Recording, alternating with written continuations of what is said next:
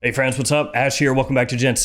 I got 10 fragrances for you today that you need to always have in your collection, at least according to you guys. Because a little while back I asked you guys, what is a fragrance that you will always have in your collection regardless of what happens, regardless of how many you own? What's a fragrance you're always gonna have? You'll buy a new bottle every single time. And today I've got 10 of your top answers that we're gonna be going over. So let's check them out. 10 different fragrances you always need.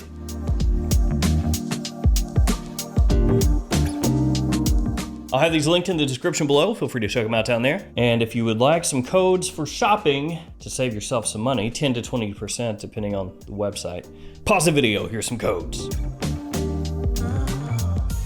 Let's get it going. First up, David Celestino, who says, I can't be without Prada Homme. I've been through multiple bottles. This was the top comment according to YouTube anyway. Not the most upvoted because the way that YouTube does their comment sorting is complete insanity, but the top comment. And Prada Homme, I'm with you, buddy. Stuff smells great. Very fresh, clean, soapy, a great office fragrance, actually considered one of the best office or work fragrances for men ever when we're talking designers. And honestly, might not be a bad idea to get another bottle of Prada Homme because I said this before, but I don't really trust Prada very much when it comes to the Homme line. Or I don't know, maybe I just don't trust Prada in general.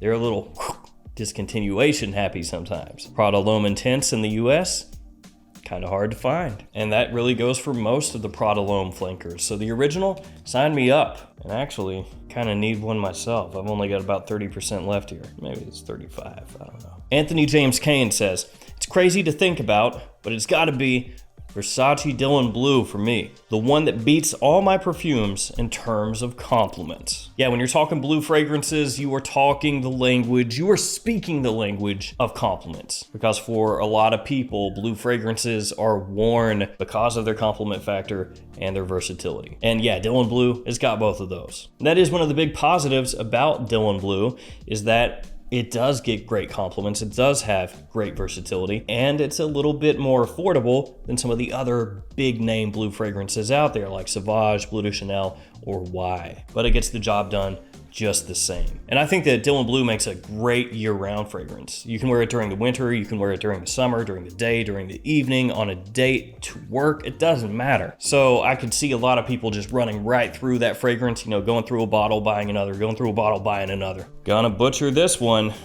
fair warning. Willy Källström, is that how you pronounce that? I don't know. It's Swedish. I literally can't be without Burberry London. It smells so wonderful during the colder months. For the price point, it's a fragrance I'll always be rebuying whenever the bottle is empty. Good point that you make there.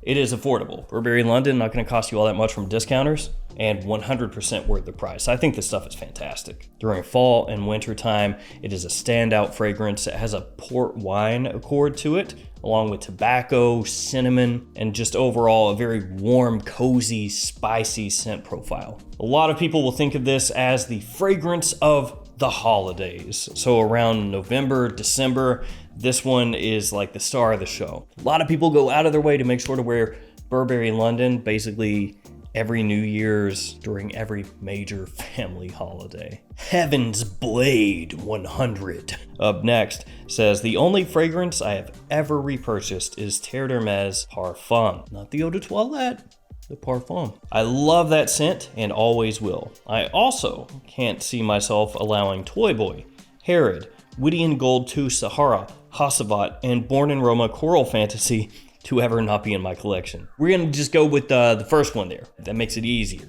on me. So Terre d'Hermès, one of those fragrances, especially when you're talking the OG, that is at this point a modern masterpiece, a modern classic, whatever you want to call it. It's another one with a great, classy, sophisticated scent profile. I really love the kind of mixture of earthiness and then orange in the opening, and then as it dries down, that vetiver really steals the show. A lot of people are iffy on it.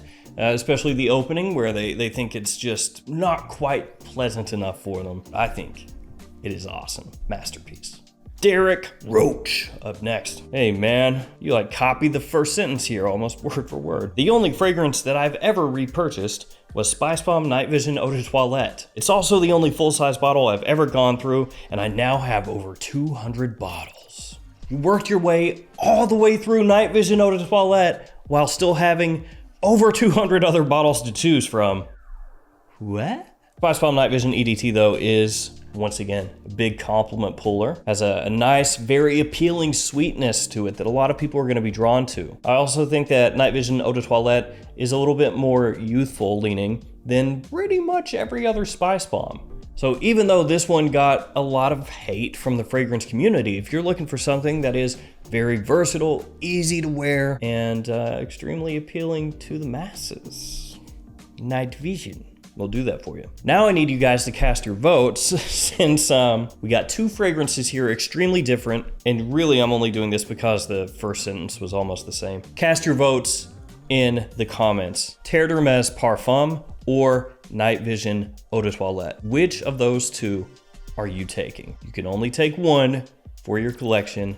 Which one? I'm not casting a vote because I don't want to sway anything one way or the other. Olfactive Overdose is the next one to give us their choice, and they say Dior Homme Parfum. I literally could not have a collection without having this masterpiece in my collection. First off, Dior Homme Parfum is a solid 10 out of 10. This is absolutely friggin' amazing. Secondly, it's really stupid hard to find in the US. I mean, you can find it. You may have to go to eBay, you may have to pay an arm and a leg, you may have to sell your house, but you can find it. It's just a pain to get most of the time. On rare occasion, a discounter will get some in and then it's sold out like that. So if you're lucky, maybe you can find it there, but probably not. This is basically like the pinnacle of the Dior Homme DNA, the original Dior Homme DNA. An amazing leather note in here, mixing with that iris, just showstopper. Then we got one from Marcus Howard who says, Coach Platinum is something I wear daily. The price and scent are just amazing to me. Once again, yes, it is quite affordable, like Burberry London or even to an extent Versace Dylan Blue. And I think for a lot of people, that's a great thing to have a fragrance that you really enjoy wearing that's not gonna cost you that much, because you can bust through that bottle and not really worry about it. Because there were some comments from other people that I saw where they would have a fragrance, most of the time an expensive niche fragrance, and they would say, I really love this one. I will always want to have it in my collection, but I barely wear it because it's expensive. So I only wear it on occasions where I think it's like, you know, a very special occasion. And it's really cool to have those fragrances that you pull out for special occasions and they boost your confidence, make you feel better. But there is something to be said for having something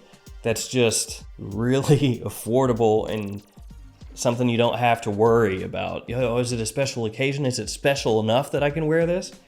It doesn't matter, it's cheap. Just spray it on and go wherever you want, do whatever you want, you know? There's something nice about that. And Coach Platinum, like Dylan Blue, really, fragrance made for versatility, made for mass appeal. It's got a nice sweetness to it. Was compared a little bit to Dior Sauvage, that it was like kind of in the same family, not that it smelled directly like Dior Sauvage, but you could use it pretty much the same times that you would the Dior. Then we have Brady Hargis, who says Louis Vuitton Imagination.